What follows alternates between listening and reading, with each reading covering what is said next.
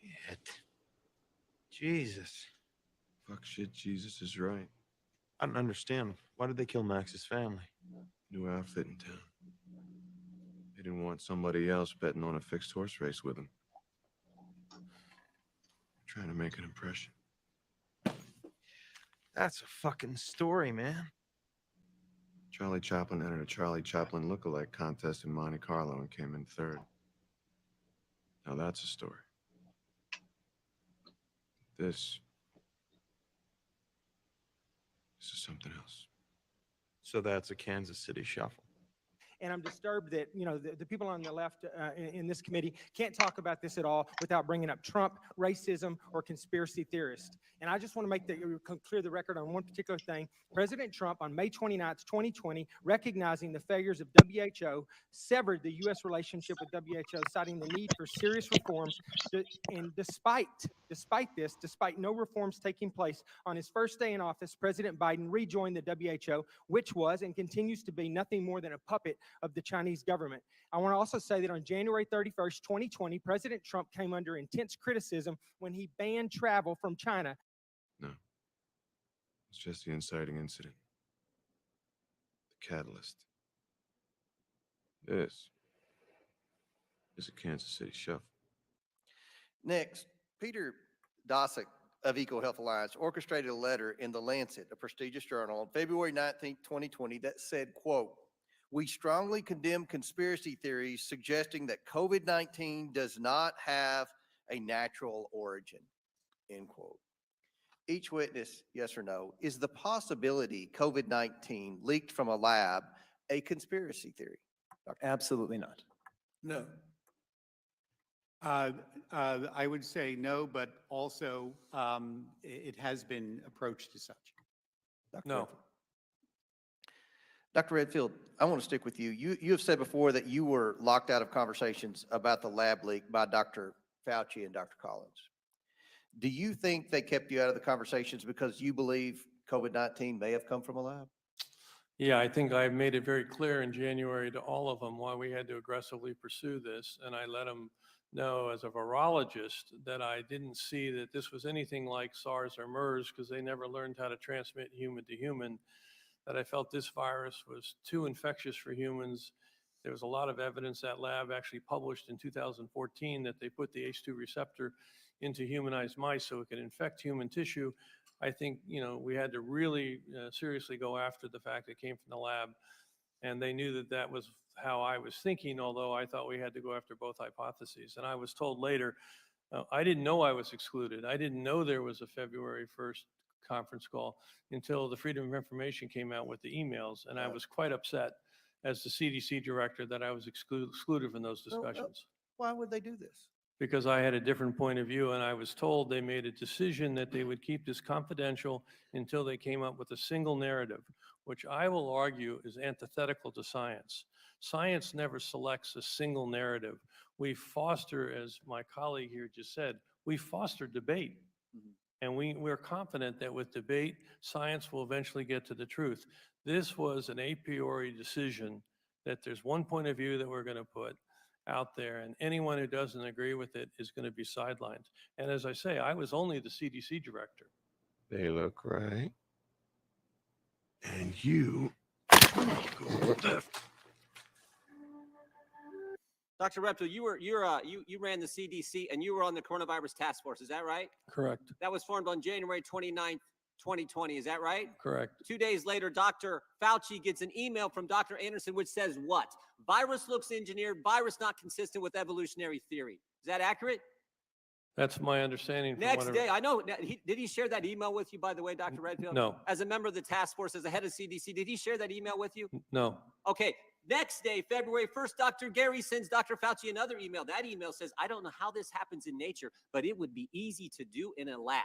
Did he share that email with you, Dr. Redfield? No. You didn't see either one of those emails, even though you're head of CDC, even though you're on the coronavirus task force that had been formed just 3 days earlier. No. 3 days later, Dr. Anderson and Dr. Gary, who told us it came from a lab in emails to Dr. Fauci that Dr. Fauci wouldn't let Dr. Redfield see, 3 days later, they changed their position 180 degrees. The question is why? You don't think there should be a centralized place for news? There isn't now. Well, that's what mainstream media is supposed to represent, and it's centralized. broken. Well, it's not. Whatever. What do you call that? A place where people traditionally said was the legitimate source of truth. No, That's what the media was supposed to represent. No? that's their big branding accomplishment. That was never true. Yeah, because here's what happened. You remember the Spanish-American War. Remember the Maine. You have to take Cuba. Yellow journalism, William Randolph Hearst, right? Then, on February 15th, 1898, off the coast of Havana, a battleship called the USS Maine exploded.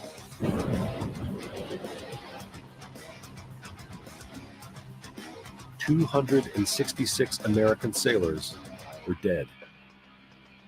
Hearst was convinced that Spain was to blame and was determined to seize the opportunity.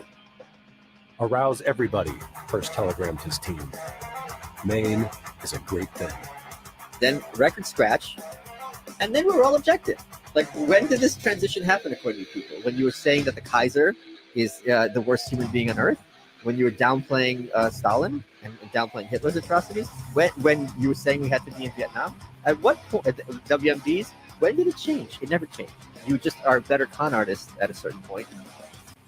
And finally, a quote falsely attributed to talk show host Rush Limbaugh recently resurfaced during the debate over whether or not he should or would be part of a group bidding to buy the St. Louis Rams football team.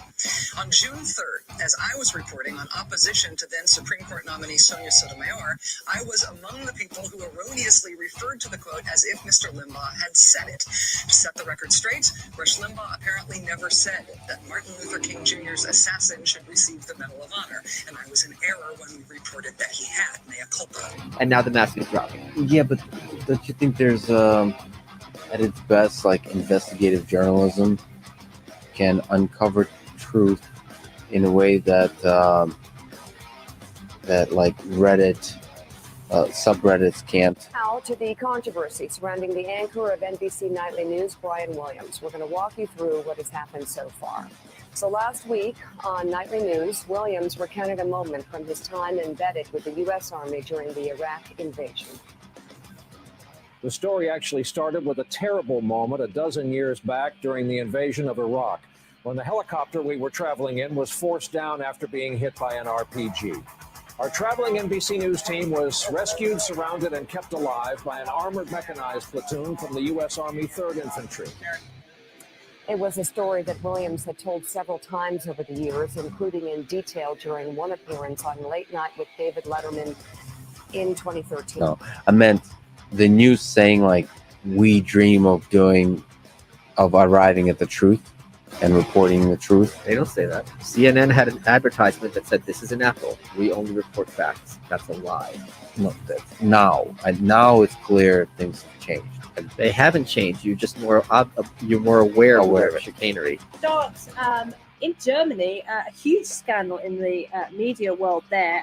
One of the country's best-known journalists has admitted to literally making up stories. That's right. So just earlier this month, Klaus Velodius was handed Germany's most prestigious journalist award, Reporter of the Year. Now he has admitted to making up details, people, entire conversations for at least 14 of the 60 stories he wrote for Der Spiegel, which is one of the biggest weeklies in Europe. But okay, so how many people died in Iraq because Saddam Hussein was about to launch WMDs? Who had consequences for this? No one. This isn't a minor thing. This is lots of dead people. Yeah. And also, I mean, dead people is horrible, but also the money, which has, like you said, economic effects. Marianne Williamson, I think it was, or Trump, both of them had the great point that goes, it's like $1 trillion. How many schools would that build? How many roads would that build? Even here, why are we building hospitals in Iraq that we destroyed when we could be building hospitals here? It makes no sense. It's horrifying. So who's responsible for that? Like, who? Alex Jones.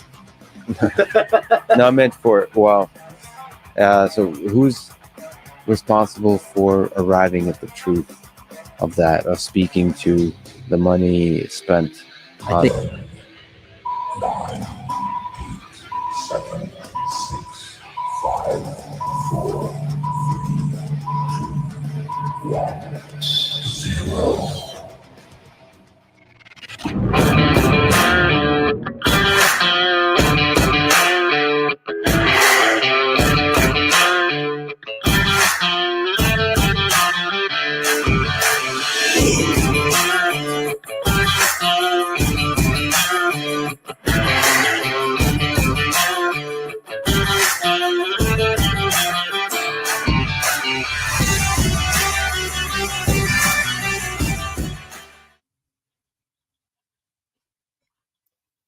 Fake News Tuesday, everybody. Welcome to here, Jay. I've got you muted here.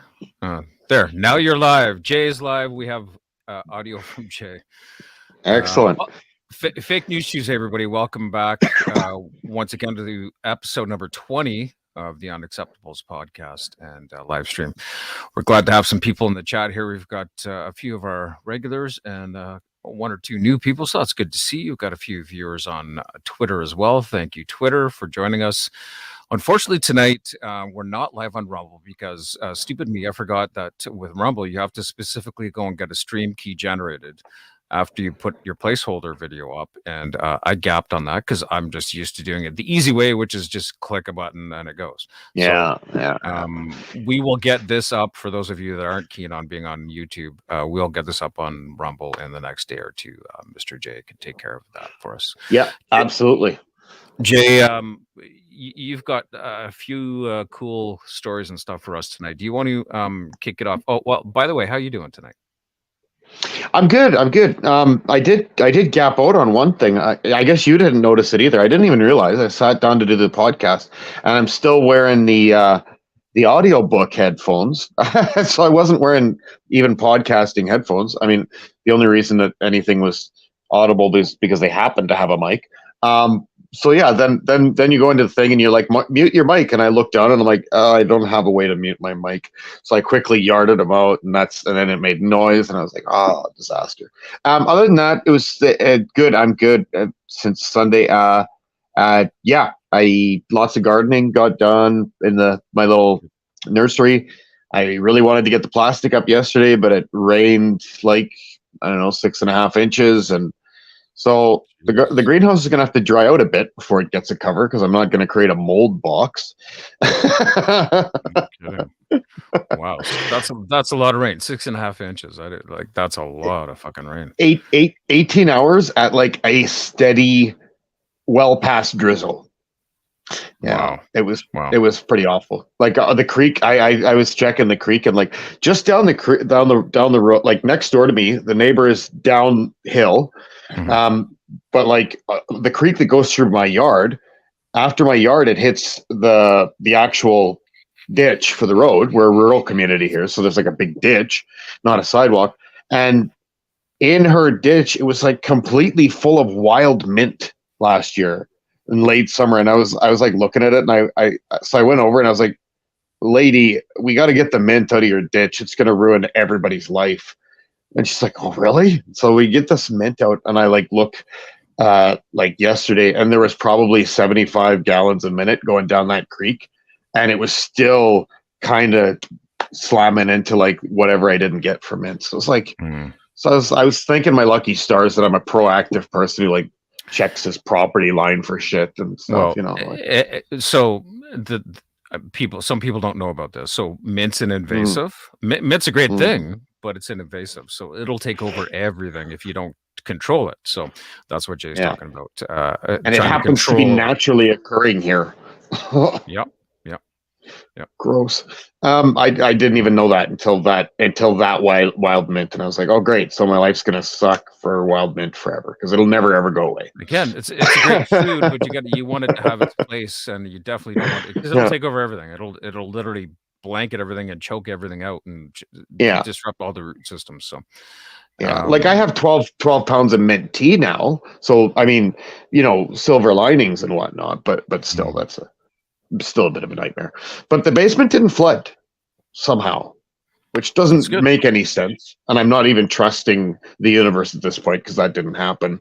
I'm kind of like, okay, Twilight Zone or Matrix, what's going on here? I'm supposed to be pumping water, and I'm not. I know you're cooking something up there. It's always something around the corner. There is so much fake news coming to light right now, Scott. I got to say, I've been watching diligently the origins of COVID hearings, as well as the weaponization of the federal government hearings. And the reason why is I don't live in the States, but the fact of the matter is everybody follows along. If anything's going to happen with COVID, it's going to come out of the States. That's the headquarters of Pfizer. You know, so that's ground zero for anything that will happen in the future. And I got to tell you, like, it's awesome to see so much fake news getting burned. Like, I could make an 8-hour episode of just these are the things that were fake news in the last 3 years that we now know are not fake news. And here are the people telling you that we need to just look to the future and forget everything that went wrong. It was COVID and everybody fucked up. And I'm like, no. Accountability. Accountability comes with, you don't just get to do your job really shitty and be rewarded for it. Ever. What? It should never happen. Yeah, for sure. I think I've said something like this before in our stream, but I just want to reiterate the fact that the time gap between conspiracy theory and conspiracy used to be, a year or two, 10 years, 5 years, who knows, maybe mainstream never accepted a lot of these conspiracy theories. Now the time gap between conspiracy theory and conspiracy is running on 60 days. I mean, yeah, it's bizarre. We were talking out or speaking out about COVID and about the lunacy of what it actually was a long time ago, like months into it, and saw through it all. And we were labeled, all of us were labeled as extremists, as conspiracy theorists with unacceptable views. And thus came the name Unacceptables, I guess, for our podcast. So that's a good thing. That's what came good of, sort of out of COVID for us. But I guess my point is the time gap between what was accepted as truth and what is now proven to not be true is getting closer and closer and closer. And so the event horizon, that's what it's called. Event horizon. The event horizon is very close. Yeah. Yeah, I mean, that's just it. So let that be a lesson to you. So when we see something like Fake News Tuesday, like we're doing here, something that was even just a few weeks ago considered to be a fact could be fake. And I'd like everybody to sound off whether or not they think the stories we're going to present are real or fake. And Jay, I think you should open it with your with yours first. Okay. The facts. Dr. Fauci has said that we need to get to the bottom of how the novel coronavirus originated, and has said, and I've heard him say, like I talked to Dr. Redfield, he has an open mind about the virus's origins. Might have started in a lab, might have happened in nature. But here's the question I keep coming up with. If it may have been a lab, may have been nature, we're supposed to look forward, then why did Dr. Fauci work so hard for just one of those theories? Why was it so important to push one over the other? Dr. Barrett said, we should entertain all hypotheses. Dr. Fauci had his hypothesis, how this started. We should entertain all of them. But that's not what happened. That is definitely not what happened. 3 years ago, if you thought it came from a lab, if you raised that, you were called a nut job. You got censored on Twitter. You were blacklisted on Twitter. You were even called a crackpot by the very scientist who in late January sent emails to Dr. Fauci and said it came from a lab. They called you crackpot. Is that right, Dr. Redfield? I think the most upsetting thing to me was the Baltimore Sun calling me a racist because I said this came from a Wuhan lab. Dr. Redfield, you ran the CDC and you were on the coronavirus task force. Is that right? Correct. That was formed on January 29th, 2020. Is that right? Correct. 2 days later, Dr. Fauci gets an email from Dr. Anderson which says what? Virus looks engineered, virus not consistent with evolutionary theory. Is that accurate? That's my understanding. Next day, I know, did he share that email with you, by the way, Dr. Redfield? No. As a member of the task force, as the head of CDC, did he share that email with you? No. Okay, next day, February 1st, Dr. Gary sends Dr. Fauci another email. That email says, I don't know how this happens in nature, but it would be easy to do in a lab. Did he share that email with you, Dr. Redfield? No. You didn't see either one of those emails, even though you're head of CDC, even though you're on the coronavirus task force that had been formed just 3 days earlier. No. 3 days later, Dr. Anderson and Dr. Gary, who told us it came from a lab in emails to Dr. Fauci that Dr. Fauci wouldn't let Dr. Redfield see, 3 days later, they changed their position 180 degrees. The question is why? Mr. Wade, why would they change their position that fast when the only intervening event is a conference call with Dr. Fauci, the guy who wouldn't let Dr. Redfield see the very emails that they had sent him, Dr. Redfield, head of CDC on the coronavirus task force? You know, I just discovered. There's three pieces there. There's three pieces there. Let me just quickly run through those first. Yeah, do The it. first piece is that Anthony Fauci was interested in whether or not it came out of a lab. That's fake news. He did everything in his power to prevent that from being a thing, and there was one common narrative that they wanted, and that was it. So that's number one. Number two is that the CDC was part of the problem. Now we look back, and I look at times when there was things on the CDC website that people would report, and then they would get removed from the CDC website within hours. And I always had a funny, hanky feeling about it. I was like, I don't know about that. Now I know. That dude was putting the real information on the site and was then being literally superseded by Anthony Fauci, of all people, who could literally go onto the CDC's website and have something removed. Just like that, with absolutely no reason, no cause, nothing. Just boom, gone. Right? So that's number two, is that they gathered in a bunch of people. You know, the whole narrative of there's a scientific consensus was a total lie.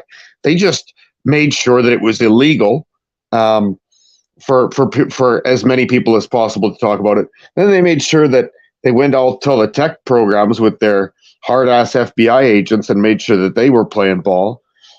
And then they went and made sure that everybody was caught up in a January 6th thing and not paying attention to it. And that's the fake news. The fake news in that 3 minutes alone, the simple fact that all of this that was supported by journalism without question, there was no, it wasn't like, well, Dr. Fauci, sure, we'll interview you, but we're going to ask a couple of questions that you may not enjoy that much. It was just straight, what questions would you like us to ask? Cool, we'll ask those. Thank you, dear overlord, for deigning to grace us with your presence. So those are the main, the cumulative fake news that are just provided in that very small chunk of information. Yeah, and it's amazing to me. It's amazing to me too. It's I mean, honestly, it's amazing to me too that we're to this point now, and there are still people, and I'll give an example here. I had a phone appointment, because nowadays, you don't go to see your doctor in person. You call them on the phone because they don't want to be anywhere near you when they found out that they could make just as much money talking to you on the phone for 35 seconds. Because of an ear infection, sinus infection, something like that. So I call her and she says, "Did you get a COVID test?" And it was all I could do. I bit my tongue, and it was all I could do to not just crucify her, because Or punch the phone. or punch her or something. To crucify her literally with knowledge. I don't mean physically crucify her. I would never even dream of doing something so violent. What I mean is verbally crucify her, in the sense that I've done my homework and I've researched all of this stuff all the way along. And so I always knew they were full of shit. And now that all these studies have come out by McCullough, by Malone, by all these different doctors that were always speaking out against it, now there are accredited, peer-reviewed, empirical paper data that can't be disputed. So, but I just felt it's probably not a good idea to alienate your family doctor over the phone. Maybe in person, but but especially probably not in over the phone. case that especially in the case that maybe that person has to do that in order to maintain their license. I don't know if that's true. I do know that that's a thing in Ontario. I don't know that it's a thing here, but that could play into it, right? And then people go, well, doctors shouldn't participate. And I'm like, what do you want? No doctors now? If no doctors participate in their program, no doctors are working. Who the fuck? Like, I mean, I don't know. Like, don't shoot the messenger. Exactly. I don't think doctors were totally all corrupt. That's not what I'm saying, but I think like a lot of them were like, No, yeah. half of it was I could better protect my paycheck because I make good money being a doctor, and I think the other half was like, if I do this and I can't keep practicing medicine because they took my license away, then I still can't be a good doctor. So it was a And I have lose-lose there at that point. $180,000 in student loans to pay off. Yeah, exactly. So it just stands to reason that for two reasons that they're not going to bite the hand that feeds. Number one, because then they can't do any good after that, and number two, because it's money. Mhm. I would like to think that the majority of it is because they saw that they couldn't do any good after getting their licenses revoked. Well, yeah, but I'm not honestly convinced. So just to be honest, I'm not sure. No. Yeah. No, that's what I mean. Like, it's like that's, but those are the tough scenarios that we've been, that the situation has inflicted upon us and just kind of bottlenecked us, right? To the point where like we have to make these split-second decisions and we have to almost, and see part of the way that in a sense they've won is that we are moderating ourselves before we speak to not hurt somebody else with our truth. It's like, it's so terrible. Like, I mean, maybe we should just here's the antithesis to what we're just saying. On the other hand, at some point we're just going to have to start just speaking unfiltered truth, because that's the only way that we walk the ball back, right? That could be a thing as well, right? That's the other side of that coin, is that maybe we have to. Right. Maybe we don't have a choice, and there's no other way that anything will change. But I mean, I do see now that that the people who chose to not look into anything, not question anything, simply blindly follow and expect everybody else to do the same, which a lot of it was probably just that overly passive, mindset that people get in, where they're like, oh, if we just do what they say for like 4 months, we can all go back to life as usual. It'll just be over. People believe that. Yeah, because of course they do, but simple-minded. Absolutely. People are simple-minded, people are complacent, and people are lazy. And people don't want to be seen to take a stance because they might be uncomfortable. And this is the plague of our society, in my opinion, right now, is that people are not willing to be uncomfortable and have a stance that may be contrary to the norm, to the general consensus. And the fact is that nothing ever got done with everybody having the same vision and the same idea and the same fucking narrative. You need to understand that independent thought and critical thought comes from your own mind. It doesn't come from what you're being spoon-fed through mainstream media and by your politicians. It comes from you thinking independently, thinking clearly, and having something to say of your own. And if you're uncomfortable because of that stance, you might be on the right track. Just saying. Yeah. Word, 100%. Just saying. And one of the things I've always liked to say is, as per people in this whole, the entire world trying to avoid ever having any kind of a debate of any kind, my stance has always been, I think I got this from my grandma, who was an outspoken first wave feminist, not the kind that exists now. Those are fourth wave. The first wave feminist was different, but she was hard like that. And she said, you know what, if somebody's opinion is not important enough to them, or they don't know enough about it that they can persuasively defend it, then they don't even deserve to have that opinion anyway. If your opinion can't stand on its own, carry its own weight to the point where you can have a debate with somebody, I don't think you deserve to have it. I think that's true, Yeah, if your stance or your opinion can't stand up to any scrutiny, then it's not worth having. If it's not worth having, or rather, if it can't stand up to scrutiny and you won't defend it, it's not worth having. So take a stance. And you know what? It's okay to be wrong, by the way, for those of you that are afraid to be wrong.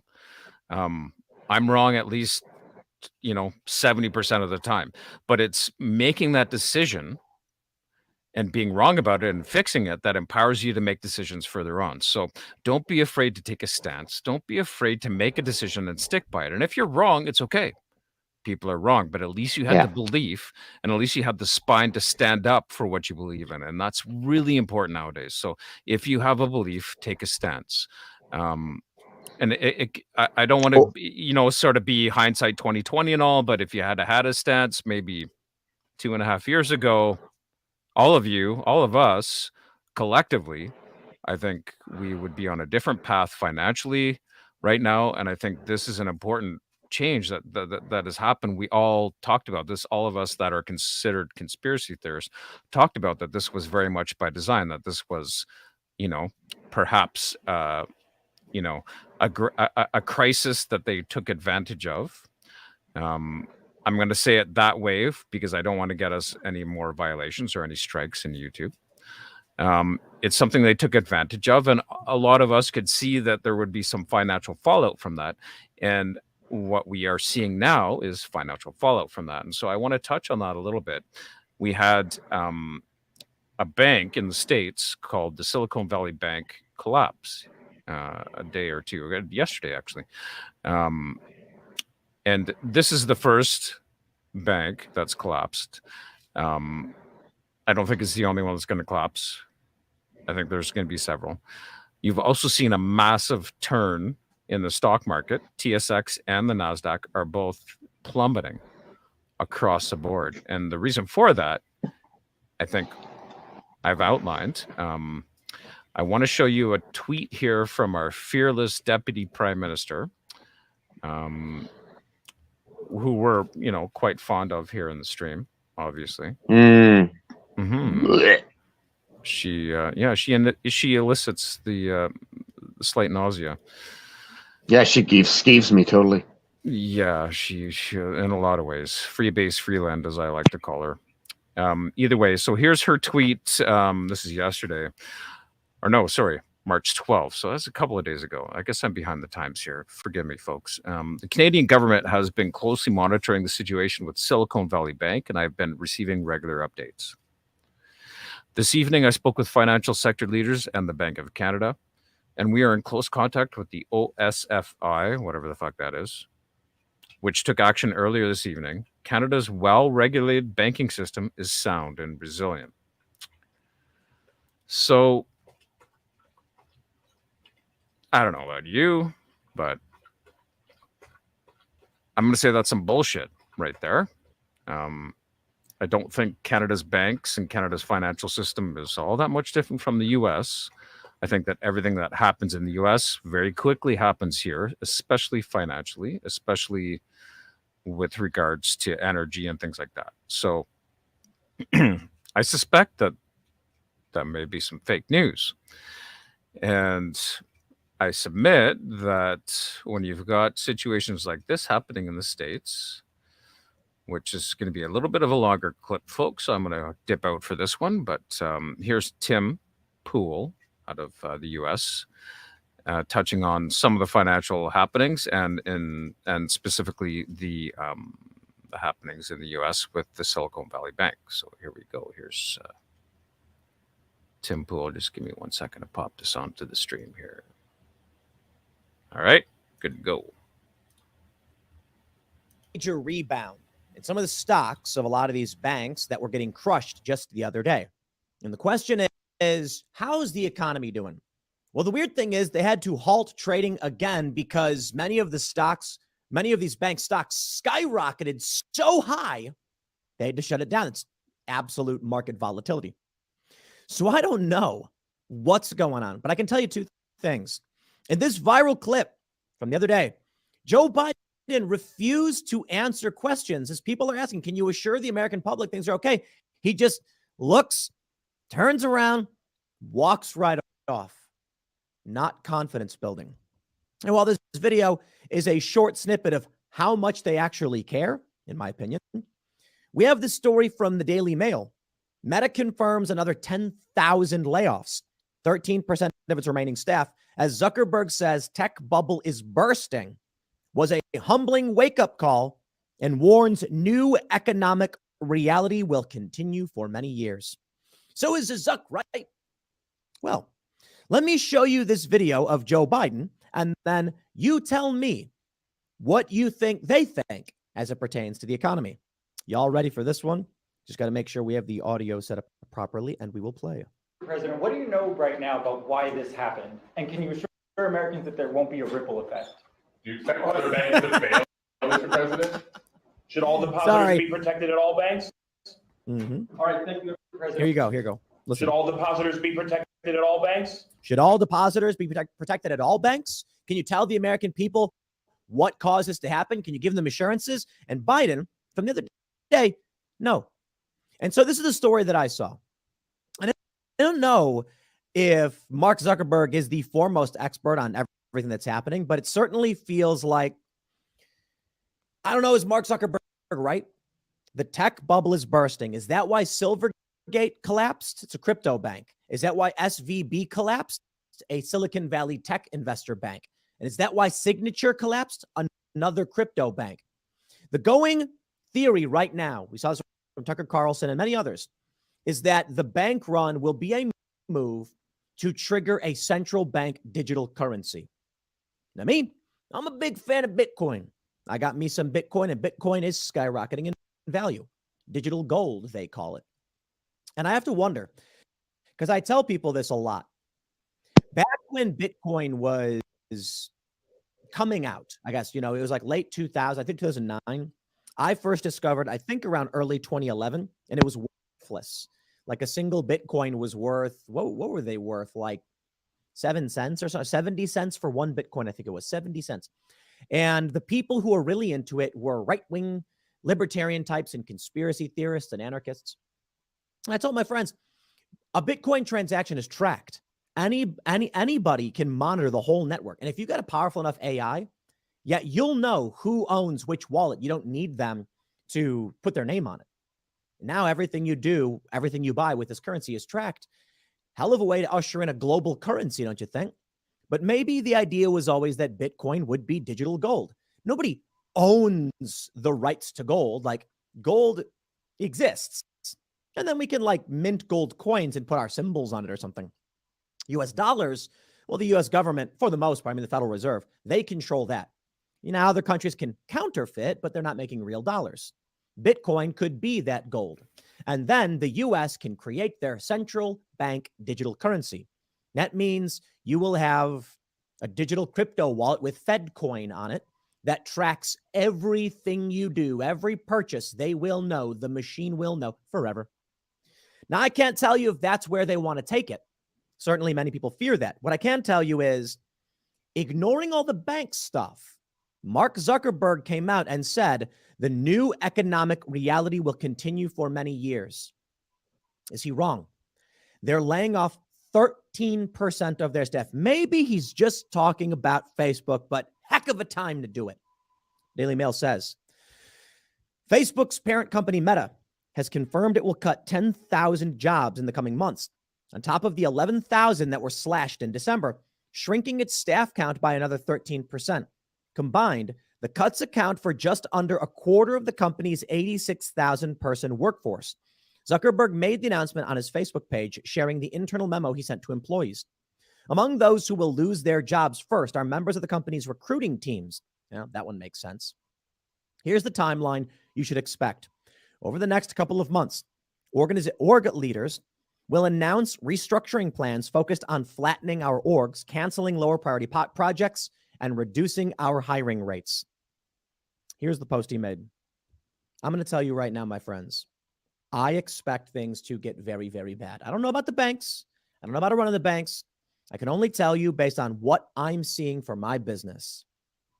Ad rates, tech sector, YouTube, all that stuff. We are not the first line in the tech bubble collapse, but we are second in line. When YouTube starts a hurting, people stop buying ads. YouTube gets hit by it. We get hit in turn. Well, I should say that we're in a similar space. YouTube and I, we split the ad revenue. They take a smaller cut. They take a lot, though. But what about the subsidy? YouTube subsidizes a lot of this, so things could get particularly bad. I don't know how bad, but I think things could get particularly bad. We have this one here from Fortune.com. What we're seeing is an investor bank run. Wall Street shaken by wave of trading halts as record drops rock regional lenders. And I don't know what you can expect to happen next. I really don't. But the idea is the conspiracy theory, I suppose. Or I'll put it this way, the opportunity of crisis. Depending on who you ask, they'll give you one of two explanations. They'll say it's intentional. The government wants these things to happen so that they can usher in a central bank digital currency. Others will say, no, it's simply a crisis opportunity. When is the best time to implement radical change? When people are losing their minds over a crisis. And then you can inject some rapid change into a system because the system's already in turmoil. From the federalreserve.gov, central bank digital currency, they say, well, the Federal Reserve has made no decisions on whether to pursue or implement a central bank digital currency, or CBDC. We have been exploring the potential benefits and risks of CBDCs from a variety of angles, including through technological research and experimentation. Our key focus is on whether and how a CBDC could improve on an already safe and efficient U.S. domestic payment system. CBDC is generally defined as a digital liability of a central bank that is widely available to the general public. Today in the United States, Federal Reserve notes, that's right, Federal Reserve notes, physical currency, are the only type of central bank money available to the general public. Like existing forms of money, a CBDC would enable the general public to make digital payments. As a liability of the Federal Reserve, however, a CBDC would be the safest digital asset available to the general public with no associated credit or liquidity risk. Really? Well, I'm not going to give you any advice, but I'd certainly say, yeah, no, US dollars, physical currency, and a central bank digital currency, probably one of the riskiest things you can have. Well, to be fair, not the riskiest. There's probably a lot of crazier things you can have that are way riskier. But I'll tell you the story I've told a million times. I read this thing on Daily Mail about a family. They popped open a floorboard and found a box with 50 grand in it from the 1950s. And they were like, Granddad put 50 grand in a box. We're rich. Sorry to tell you, man, but that was probably worth the equivalent of like 5 million back then. Maybe not 5 million, but like 500,000 to $1 million in buying power. And if you had bought gold instead, yeah, then you'd be rich. Or I don't know, like AT&T stock or some other company. US dollars, not all it. Now, don't get me wrong, stocks are risky. He could have invested in some happening company back then, a shoemaker, and now the shoemaker ceases to exist and you lose it all. But US currency, that ain't the safest place to spend your money. I always say this, invest in yourself. They say the Federal Reserve Board has issued a discussion paper that examines the pros and cons of a potential US CBDC. So we'll see. The one thing I can say is if Facebook is going to be firing another 10,000 people, 10,000 people are not going to have food. And do you know what's going on in California right now? A lot of homeless people. So what do these 10,000 layoffs mean? Do you think it ends with Facebook? We will likely see it ripple through several other tech sector businesses. We've already seen tons of layoffs across the board. Look, Twitter's been laying off tons of people for somewhat different reasons, but yes, also to cut costs. Then you've got a bunch of other big tech companies. I think Amazon did a massive layoff. Facebook did a massive layoff. And now they're doing, well, Meta, I should say, another 10,000 people. Where do all of these people go? So I'm wondering, and I've been saying this for some time, you know it, where is everybody? Serious question. We went out a year ago, not quite a year ago, like 7 months ago. We're at the movies and it was completely dead. There's like a big Marvel release. I can't remember which movie. And I'm like, where is everyone? How come nobody is out on a Saturday night? I keep hearing from people, well, you know, it's hard to find workers because so many retired. And I'm like, BS, dude. I don't buy it. There's a local restaurant that went out of business because they couldn't find wait staff. They couldn't find servers. And I'm like, you couldn't find a 17-year-old to bring food from the kitchen to a table? No, we couldn't. Where do those people get money from? What are they eating? How are they paying their bills? It's a question that we haven't had answered. Well, except for Ian's hypothesis. You guys may know Ian from Timcast IRL. Become a member at timcast.com. Click join us if you want to support our work, especially in these trying times, if you're able to. He said, yeah, but there's a lot of homeless people now. And I went, holy crap, is that it? I mean, think about it. You've got a restaurant, a server. This is somebody who's making $15, $20 an hour, maybe if it's a busy restaurant getting tips. The restaurant shuts down because of COVID. And that person has no money. So what do? They can't pay their rent. All of these stories are ignored and no one cares. And these people end up homeless. Now, when these businesses reopen, who do they have to hire? Nobody. All of the people that used to be there, they retired. They all moved on. Are you kidding me? Now, there are kids, young people, who could be getting jobs that don't know where they're at. But you've got people in your late 20s, early 30s who may be doing low-skilled jobs at stores or whatever, and they're homeless. And what are they going to do? Are they going to come out of their tent under a bridge and walk into a Home Depot and say, I can do floor work for you? It's not going to happen. See, I was thinking about the Great Depression, wondering how it is that you could have so many people, but so little food and this economic turmoil. And the issue is simply greasing the machine. Why do they give out stimulus money? Like, why did Obama do that big stimulus thing? Hey, that was great for me. One day all of a sudden I had cash and I'm like, I can buy stuff. Stimulus. The idea is if you give all of the grassroots people money, they all trade it amongst themselves very rapidly, creating a spike in economic activity.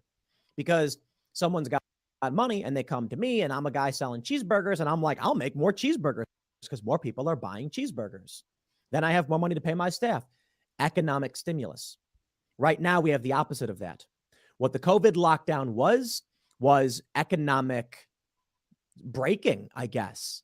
And then all of that economic activity stopped and you can't just start it back up. So Meta, laying people off. And I was going to show you this, it's like, I don't want to show too much because it's brutal. Seemingly unrelated, 7 minors, post-millennial, 7 minors between the ages of 11 and 14 have been arrested in connection with the brutal beating of a woman in Philadelphia last month, with one more suspect still unknown to police. The reason I highlight this story in an economic segment, it all comes together. I saw a video of a woman leaves a bank. She's got about $4,000, $5,000. I think it's 4,500 in an envelope because she was taking out money because she was going to buy travel to go visit her family in Vietnam. A dude runs up to her, knocks her down, takes her stuff, picks her up and body slams her, paralyzing her from the waist down. For a couple grand. I see that video. I see this video. I see what's happening in New York. And I'm just like, look, man, I don't need to be the bearer of black pills, but look at this stuff that's happening. Societal collapse, violence, crime, urban decay. A Biden administration that doesn't seem to care about the problem as it just gets worse. How do you make it better? I wonder if a show like mine has the influence to make people do positive things like, hey, everybody, go buy cheeseburgers, go spend money, stimulate the economy. I don't think so. I think we're all just sitting back and you have 90% of the population, a zombie horde, mindlessly marching towards the destruction of the society. They're not paying attention. They don't care. They're ignoring the problems and they say things like, I can't pay attention to that stuff. Oh, it's so infuriating. I can't pay attention to that stuff. It's too depressing. Imagine sitting in your house and a fire starts and someone runs in and says, there's a fire in the kitchen. I don't want to hear it. That stuff is too depressing. And you're like, the house will burn down and you will die. Oh, can you shut up? I don't care about your politics. That's how it feels sometimes. Hearing stories about mass economic failure, violence in the streets, people beating each other. And I'm just like, things seem to be getting worse every day. Now, it could be that the night is always darkest before the dawn, and we don't know where the bottom is. So I don't know. Here's what I was talking about yesterday. We had the guy, Drew Miller. We got his poster right here in front of me. Actually, it's really funny. From Fortitude Ranch, a survival prep facility. Full disclosure, I have a small, tiny percentage stake in it. Some people were like, it's a commercial for this ranch. And it's like, dude, everybody promotes their stuff when they come on the show. People bring books and they show off their books. They promote their website. That's the point of coming on someone else's show. But it's not a commercial. I mean, we had him booked in general. And I think it was interesting timing. A lot of people actually said this was perfectly timed. And how did you manage to get this guy right? We've had him on the show before. We've had like 4 episodes of the Fortitude Ranch guys. And I ended up investing Well, I'll tell you exactly what I'm doing watching all of this. I invested in a survival preparedness and recreational facility with multiple locations because I think about what you could invest in that actually matters. Survival. I mean, that feels to me like the only thing that matters. I don't care about gold. The way I describe it is this. You're walking down the street. The apocalypse has happened. And you got a bottle of water. And there's a guy on your left, and he's saying, please, please, I need water. And there's a guy on your right saying, please, please, I need water. Well, you ask, okay, let's do a trade. I can share my water with you. And the guy on the left says, I have gold coins. And you go, uh-huh. And you look at the guy on your right, and he goes, I have a sandwich. And you go, share with me half your sandwich, and I'll give you half my water. And the guy with the gold says, but I have all the gold. Good luck eating or drinking that. I'm sure it will help you survive. Now, if people still want to use currency, they may, but gold is just something we believe has value. Food and water, that's got real value. I'll tell you about it. You know what'll be worth more than gold is a bottle of water. You'll go to the store and they'll say something like, sure, we can sell you this meat. What do you have to trade? I have gold. We don't need gold. The gold doesn't do anything for us. You can't build with gold. It's a great conductor. Someone's going to walk in and say, I've got fresh water. It's clean and distilled. And they'll say, fill up our gallon and we'll give you some of our food because we really need water here. I know a lot of people might say something like, there's fresh water everywhere. Water's abundant. No, for sure. Don't get me wrong. Food is going to be important, but gold, that ain't going to be it. So I think about this, like I've invested in antiseptics, vitamins. That's a scary stuff. I guess you can get, excuse me, vitamin C from rose hips and pine needles or something like that. I don't know if you live in an area with pine needles. I guess you can mash them up and eat those. Don't consult your physician before doing anything like that. But looking at everything that's going on, here's what I think. I think when it comes to the Facebook stuff and Mark Zuckerberg saying the new economic reality, I think we're headed for dark days. I also think this means we'll likely see a Donald Trump reelection. In the next year, 2 years, I think the economy is going to get very, very, very bad. I know. I could come on the show and just be like, everything's fine. Just keep going. Don't worry about it. Joe Biden wakes up at 9 a.m., shockingly, to assure the nation your deposits are safe. That gives me the opposite feeling. Then when the reporters ask questions, he just turns around and walks away. Come on, man. You're going to do a press conference? No, the dude's hopped up on goofballs, can barely stay awake. Everything's going to be fine. Your deposits are safe. Bye. Well, tell us what's happening. The fact that he came out at all is kind of shocking and it's kind of unnerving. But right now I can see the Dow is up, that we're seeing these banks their stock is skyrocketing. And then a lot of people are pointing out, like, you'd think that's a good thing. I ended my last segment by saying, like, well, look, the stocks are rebounding. It's a good thing. And a lot of people are saying this is actually indicative of something bad. It's indicative of extreme volatility in the financial sector. And the bond markets, they're predicting collapse. To put it simply, people are buying bonds. They want to see a return. You buy it, they say, we'll give you X% after X years or after Y years. And you're like, okay, but if inflation is 6%, and your bonds are yielding 2%, then you're going to be like, give me my money. This is a terrible investment. And then system breaks down, or at least the bond system does. But it's all one. It's like a Jenga tower. I'm not going to pretend to be an economist or financial expert. I don't know for sure. What I can say is, I'll be completely frank and honest.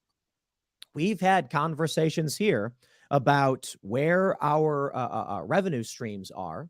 And I've already mentioned it. Ad rates are way down. Membership growth down. I don't think that we're, I'll put it this way. I'll say this. We're fine, but I'm not one of those people who's going to come out and be like, oh, I'm going to, just tell everyone everything's okay. Stay calm. If things don't pick up in the next several months, then we're going to have to start restructuring and figuring things out. And we are a profit-heavy company. Like the amount of cost for producing this show is really low. But based on the way ad rates have been going, if it continues in that trend, then we're going to see something we've not seen before. We should be seeing ad rates increasing right now as we're entering March and into April with the budgets being finalized for a lot of these companies. Not so much. Even BuzzFeed was saying they're looking at like a 30 to 40% decline in ad rates. And if they're seeing that and I'm seeing that, that means it's going to be a ripple effect that really will hit everybody. What do? Should the government just come in and throw money at people and say, spend, spend, spend? They've been trying that. Didn't work. Then you got interest rate adjustments. And it's not working either. We got to control inflation. Oh, man, the system seems to be imploding. You can take Mark Zuckerberg's word for it. I don't know for sure, but I'll leave it there. Next segment's coming up at 4 p.m. on this channel. Thanks for hanging out, and I will see you all then. Mr. Tim Pool, everybody. Bit of a longer clip there. Jay, I still got you muted here. There you are. Okay. You are back. You are live. You are full of piss and vinegar, I think. Yeah. Yeah. Always. So I'm hyper. You have a journalistic standard that they apply to Why are most you making stories, me but like fucking upset here? These fucking clips. Damn you. Okay. So a couple. I'm really glad that like in the business plan for the Rabbit Hole Guild that Facebook was probably not going to make it out of 2023. I literally said that when they had like the worst stock day in history. Now, while I agree with a lot of that, I would point out that, like he said, crypto is doing really well. A lot of money's coming off of the stock market and going onto crypto. Another thing is the tech sector is having like the hangover from a boom. And so just like with the oil patch in Alberta, you see every once in a while, the oil price goes really low. Everybody gets laid off. All the shitty companies die. And what we used to say in Alberta was now the cream will rise to the top. And the good oil companies stayed in business and kept doing work all the time and everything was good. Well, right now, the cream of the crop is moving to Texas. Austin is growing exponentially. You can look at traffic cameras in Austin, Texas right now, any of them. And you can see a construction site where they're building a big building. You can see new tech companies moving in. You can see that the economy is exploding in Texas and Florida. It's not anywhere else. Texas, Florida, Alberta, Alaska, probably Montana is doing okay. So first off, I'm going to go like that and say that I know a guy who kind of predicted that a long time ago. And although it was a joke, it's kind of coming to roost a little bit. Who might that have been, Jay? I think he had a Scottish last name. Has a Scottish. Could it have started with a Mac? Yeah, that's right. And that's literally what's happening right now. Diagolon is doing really fucking well, and everybody else is sucking ass. That's it. Full stop. Full stop. Indeed. Go figure. That's Go my figure. angle. That's my angle. I mean, like, I see a pointy shovel, I call that fucker a spade. You know, what am I gonna do? The fake news that I generated there and from the last clip, although we got off a little bit there, was pretty simple to discern, I would hope, and it was in relation to the tweet, put out by our fearless Deputy Prime Minister Chrystia Freeland. Yeah. That the Canadian banks are sound and resilient, I think was the exact quote. Yeah. Banks have never ever been that, and they never ever will be. They can't be. They're based on speculation. You cannot have speculation. Will never ever be reliable. So anybody who ever thought that banking was a reliable thing, no. It's probably at a lot of times it's your best. It's the highest earner. It might be the most advantageous for you on a personal level, but eventually, if enough people in your area get fucked up by something, it eventually hits you too, right? So like, you might do fine banking, but eventually there's going to be an ass whooping that you're going to take from banking as well. Nobody's insulated, right? There's a great line from Howard Zinn, who wrote, "A people's biography of the United States of America. And this was quoted in a lot of really, really great articles and everything. It's on Good Will Hunting, where he says, you spent $300,000 on an education you could have got for $1.50 in late fees done at the local library. And he's talking about Howard Zim's People's Biography of the United States of America. And in that book, the classic line is, families are always rising and falling in America. And you can take America and you can put a blank there. And then beside that, you can put because of blank bank. And that's it.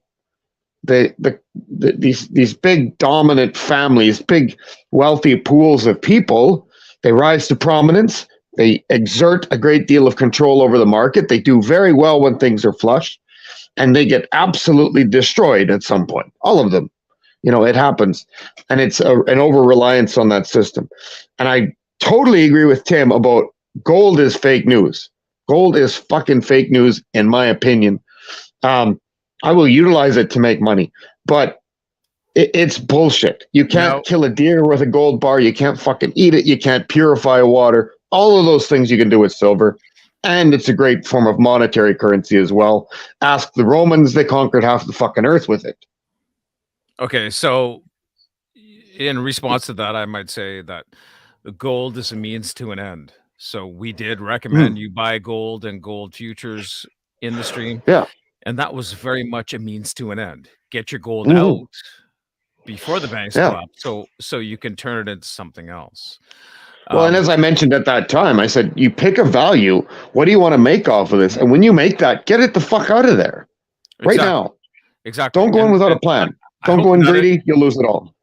Exactly. And I hope none of you watched the gold market and went, okay, it's peaked now. It's starting to drop. I'm not going to sell. Because, I mean, in this climate, ordinarily I would say hang on to the gold, because 50 years ago, if you had bought gold, you'd be a millionaire now.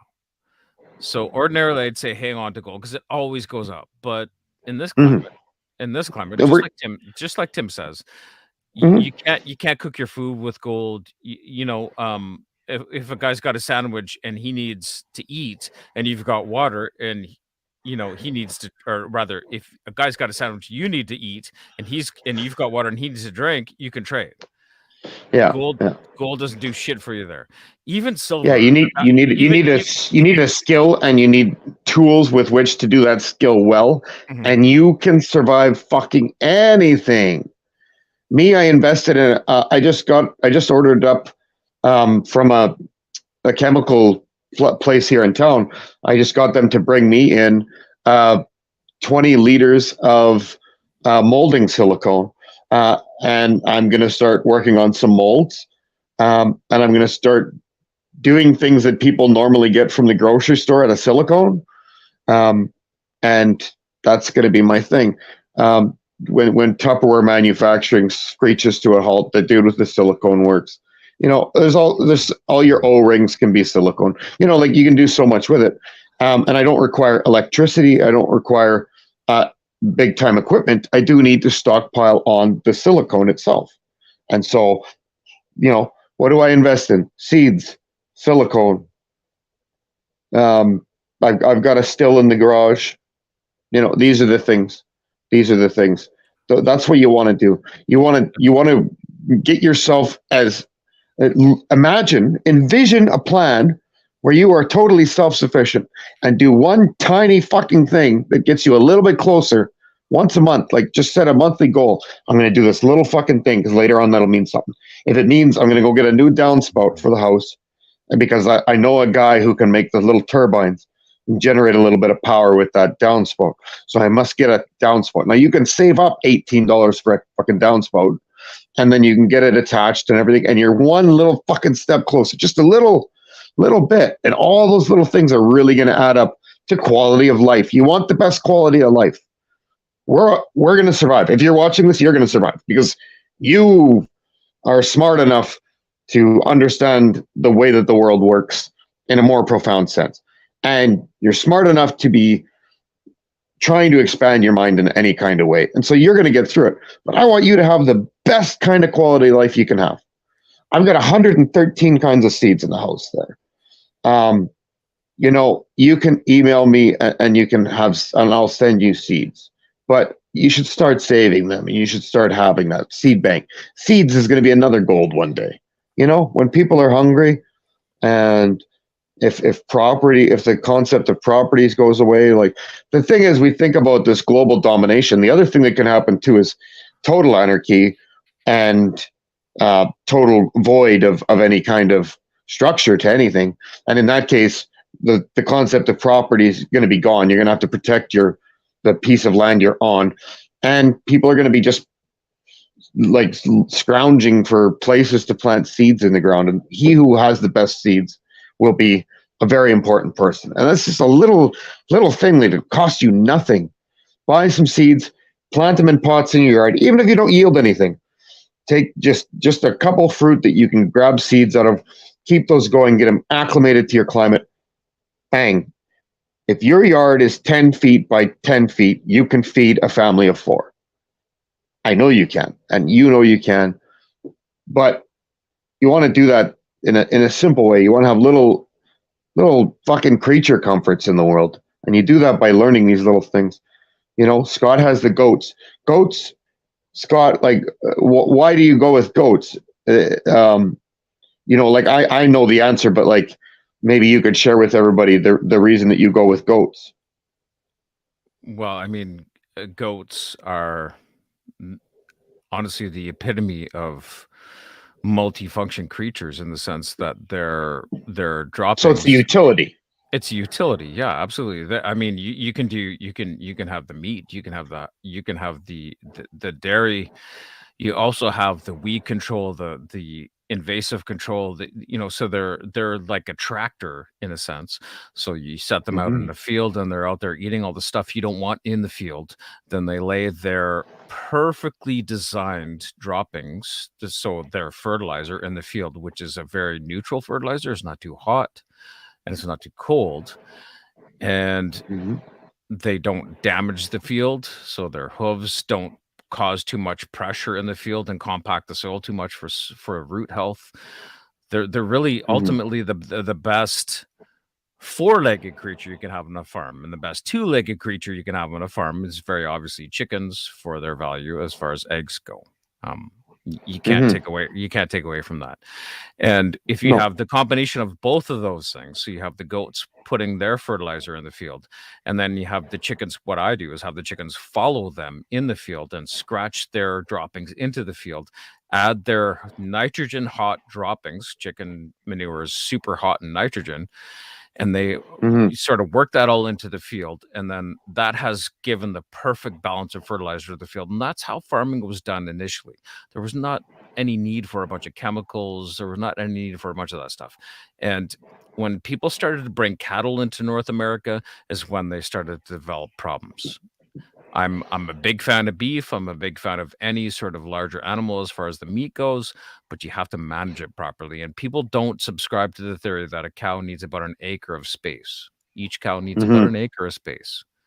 Really. And you really need the chickens in that case. Like if you have cows to quickly turn that into fertilizer, without a harrow and a tractor and shit, and you have to have a lot of chickens, you know, a disproportionately large amount of chickens to cows if you're not running a tractor, which you're not gonna, like, if there's no diesel fuel, you don't think about tractors and shit.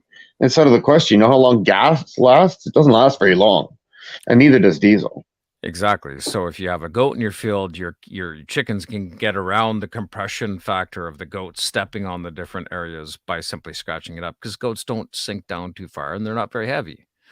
And you know, it's pretty hard to beat the fact that the management's super easy with goats too as well. Like I can't pick up a cow and move it if I need to. No, exactly. Yeah. And by the same token, a goat is not going to crush my foot in the corner of the barn by stepping, you know, on my foot. You know, I simply give the goat a bump on the butt and it takes his foot off my boot, you know. If I do that to some degree, we don't really live in like neither you or me really live in super. Well, I guess you more so than me. I don't live in a super cow friendly area. Like having cows here is just a fucking pain in the ass because of the geography. Like it's a nightmare. So it's like goats would be the ideal for me, and probably a lot of places. If somebody's in a more arid climate, especially you need goats. Especially in BC. Like okay, so most people don't realize that the most widely consumed animal on the planet, as far as meat goes, is beyond chicken, is actually goat.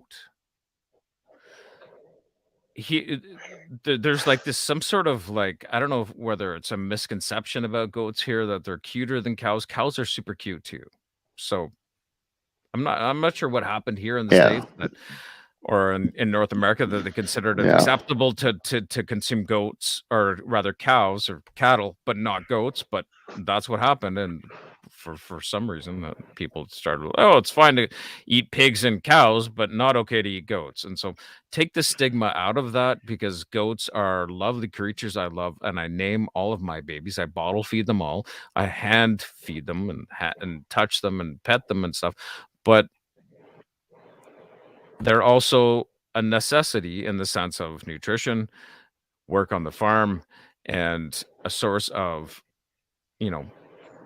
steroid-free, chemical-free, healthy, stress pheromone-free. So when animals are super stressed and they're in a dense environment, or when they're eating exclusively grain, their meat and consuming them is very unhealthy for us as people.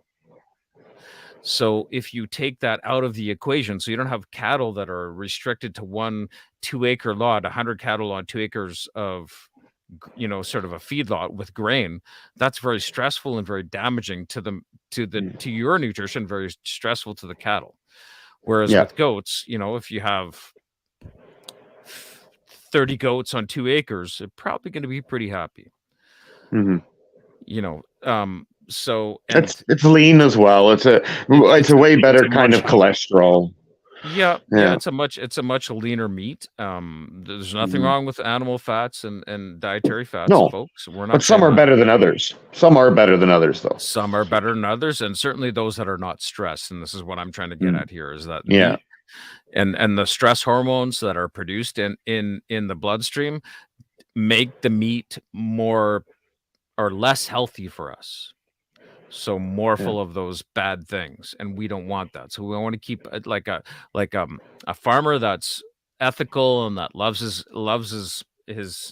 even if they're terminal fate animals, if he loves them and raises them as if they were pets and they have no stress, then they don't have that stress hormone into the bloodstream all the time, and their meat is therefore healthier. And that's actually a very, very well documented fact. It's not even like a peer-reviewed study. It's actually a fact that if you have something that's stressed out, it's going to produce a stress hormone. Certainly chickens that are caged hens, that's why you're seeing things that are more popular now for hens and for eggs is free range, cage free, etc., because there's so much stress involved with that the hormones are naturally produced and they damage or taint that food you're trying to consume.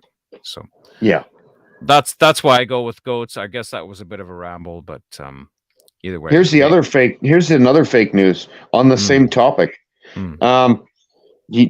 Swine, when swine was originally became non-kosher for Muslims in the Middle East, the reasoning, and for the Jewish people, the reasoning for that was not related to the cleanliness of pigs or anything like that. The reason was they wanted to switch to cattle, goat, and sheep because they provide an extra product in i.e. the hide.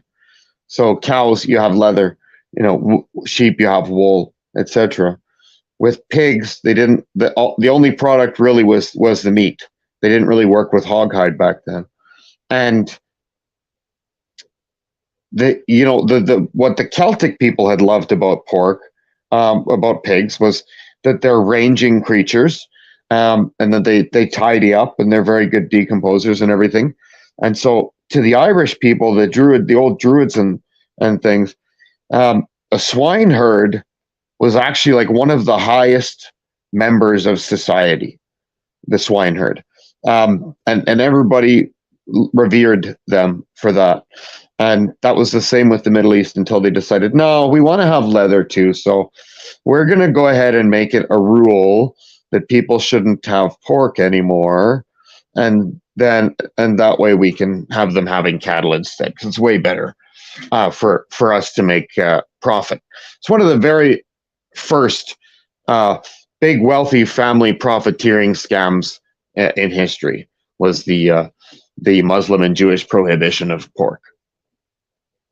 So you heard it here first. And that happened before the Romans defaced coins for the first time. So ancient stuff. Ancient, old school, fake news. Same type of things are happening now. It's a pattern that stretches through time continuously, and you it doesn't really go anywhere. You keep seeing the same one over and over again. The picture might change a little bit. You might have to kind of zoom your lens and get a better aspect ratio of it and really understand the event. But when you look at the archetypes of a thing, then you start recognizing these patterns happening over and over again. Scottish people, you look at the invasion of the Edwards, right? That's happened like 18 times. That's an over and over again, almost the same scenario thing. And it'll never stop. And it's Russia and Ukraine too. You know, it's like, this is a thing that happens. And if you want to really understand the MO of it, it's really quite simple. It's always the same. Somebody's envious. They want somebody else's stuff because they don't think it's fair that that person has stuff and they don't. So when you look at the mindset of people, even if you look at these neoliberal sort of Marxists that we have running around right now, they're very envious people. They want to tear down the establishment because they don't want to work to compete with the establishment. That's all. They can't make it in capitalism. And so they'd rather just burn it down to the ground and ruin it so that they can be lazy. One of the reasons, like Tim Pool says, where are all these people that are broken, laid off? They're in the fucking woods in Georgia, Tim.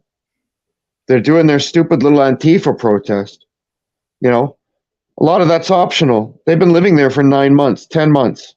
These people in Georgia, these Antifa people, because they're building a cop training center. They wanted the cops to do better at their jobs. So Georgia went to build a training facility. And all of a sudden, all these people came from out of state and country to go and protest where cops will learn to be better cops. You know, and they're all camped there, thousands and thousands. That's optional homelessness. That's a decision that's been made. I mean, we're human beings. We can always migrate, right? If things are really bad in California, you can move. Like I said, things are really good in Texas. They'd love to have tech people from California living there. They just have to lay off the pronoun stuff a little bit. That's all. It's a simple little ask. You know, it's not that much to do. You know, it's mighty neighborly too. I think that's a big ask, Jay, for them to lay off the pronouns. Just my humble opinion, folks. Mr. Unacceptable, Jay Shaw there. Thank you, Jay, for that. Brilliantly said, as usual. Thank you. I just want to point out to everybody, so we've had some brilliant chat here. And so I'm not going to pop up a bunch of that. We don't have much time left here. As a matter of fact, we run over our time. But I just want to point out to everybody that we're always talking about prepping and about growing your own food on this channel and on our stream. And that's for a reason. And so I hope that this resounds a little bit with people, that we're trying to give you advice that is better than our gold advice. We want to touch on things like your 72-hour bag, your go bag. We want to touch on things like your seeds and your prep and your methods and stuff, because between the two of us, I'm quite certain we can find ways for you to offset the cost of your groceries at this point, because that's going to be a thing. Okay, that's going to be a thing. If it's not now, you must be making lots of money, because it's Yeah. going to be soon, whether you're making tons of money or not. It's going to be a big factor right away. So Yeah. look to us to help you get some knowledge there and figure out how to get around this and how to protect yourself and insulate yourself from this potentially looming. I'm going to say Even if you just even if you were just practice a little bit on your windowsill, like if you go out into the Rabbit Hole Guild YouTube channel, you'll find the first 3 episodes of the Green Man's Gifts are there, and that'll show you how to start a little window garden for nothing. Like there's no cost. I bought a $20 Amazon light. You don't need that. You can, if it's a window that faces south, you're good. And just start messing around with plants and just start getting used to it and exploring them and understanding how they work.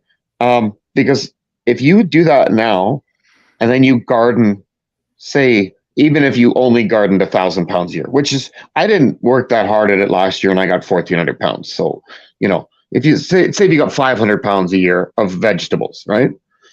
Now take 40 years of that and figure out what that would fucking cost at a supermarket. And I think you'll vomit in your mouth when you find out how much money. That's a lot of money. If you think about how much money you spent in the last 20 years on vegetables. Even if you grew 1,000 pounds a year in just potatoes, okay, potatoes on a good price at the supermarket, on a good price, like an incredibly good sale, are going to be about $1.99 a pound. So for those of you that are very inept at math, that's like $4 million.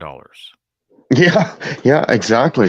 And I mean, I grew 800 pounds of potatoes last year, just me, little old me. My garden's 14 by 14. I grew 800 pounds of potatoes.